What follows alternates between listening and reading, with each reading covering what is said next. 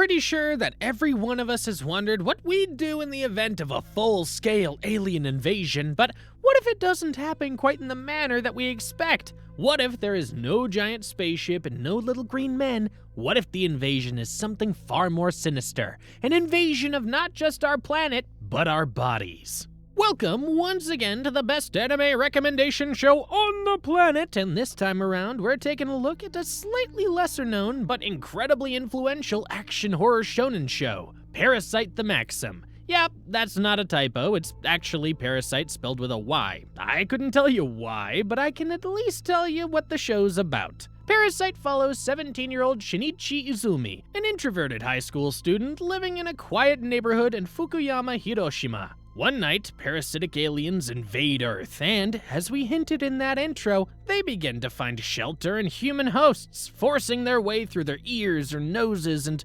well, you guessed it, taking over their brains. Oh, when one of these parasites tries to squeeze into Shinichi's brain in his sleep, he wakes up, and instead the parasite burrows into his right arm, which messes with the whole brain hijacking process and leads to the start of an odd symbiotic relationship between the two, the very first of its kind. Shinichi calls the parasite Migi, after the Japanese word for right. Due to the unique nature of their bonding, they retain their separate personalities and intellects. Shinichi finds that although his mind is left unaltered, his physiology begins to change. He loses his glasses and becomes stronger, faster, and more flexible, the usual superhero type changes. And yeah, lest I forget, thanks to Migi, his right arm becomes a shape-shifting mass of flesh and bone that can be used as a blade, whip, or shield depending on what the situation calls for. This unusual situation allows them to form a partnership using their unique bond to fight other parasites who feast on unsuspecting humans and begin to target Shinichi when they sense that he is different. As they confront these deadly beings, the series delves into deep philosophical questions about humanity, morality, and our relationship with other species and the environment. Sure, there are actual alien parasites taking over brains and feasting on human flesh, but Shinichi begins to question whether humans truly have the moral high ground over the parasites, while Migi's experiences with humans cause them to develop emotions like love and sacrifice, further blurring the lines between humans and parasites. It's easy to write off some aspects of Shinichi's transformation and the overall plot as a bit cliche, but although the anime adaptation came out in 2014, the original Parasyte manga was written way back in the 80s when a lot of those things we've come to recognize as tropes were far less common in media.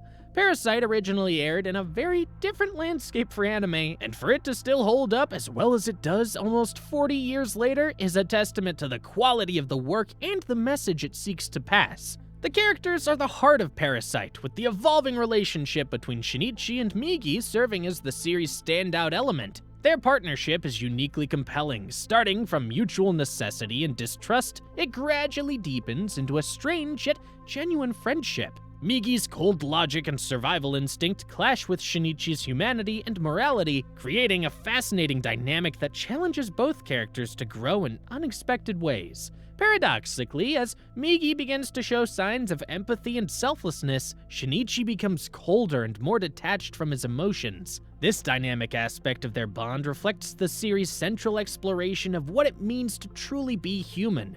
This relationship is the emotional core of Parasyte, elevating the story beyond a typical alien invasion narrative and making it an exploration of identity, coexistence, and morality. That's not to say other characters don't get their fair share of development. Without getting deep into spoiler territory, there are other parasites placed into complicated situations that force them to evolve far beyond what we initially thought was possible. By the end of the series, I was surprised to find that they'd become some of my favorite characters. Parasyte has a lot of things to say about humanity and morality, but it still stands firmly in its identity as an action shonen series. The action is bloody and brutal, and it does not at all shy away from violence. The parasite's invasion of human bodies is pure nightmare fuel, and we often watch flesh and bones unfurl and reveal bodily horrors beyond comprehension. I guess it's a good thing that Studio Madhouse waited as long as they did to finally adapt the manga, because the complexity of those transformations would most likely have been a lot more difficult to pull off back then. Parasyte somehow manages to be a perfect cocktail of bone-chilling body horror and high-octane shonen battle action while taking the time to pose some truly philosophical questions about the human condition and our role among other species on the planet. Perhaps most satisfying of all, it is a complete story, coming in at just 24 episodes, so there's no waiting for a new season or catching up on the manga. You can simply experience the whole thing in one go. How awesome is that? If you're a fan of darker urban shonen series like Tokyo Ghoul, Inuyashiki, or Devilman Crybaby, you should definitely give this one a watch. Anyway, that's all we have for today, folks. Do you agree with our pick? Maybe there are some great aspects of Parasyte that I left out. Let me know what you think in the comments section below. Please subscribe if you haven't already and ring the notification bell to get regular updates on new videos. I make awesome anime and manga content like this every week, so be sure to check them out. Thanks for watching, and bye for now.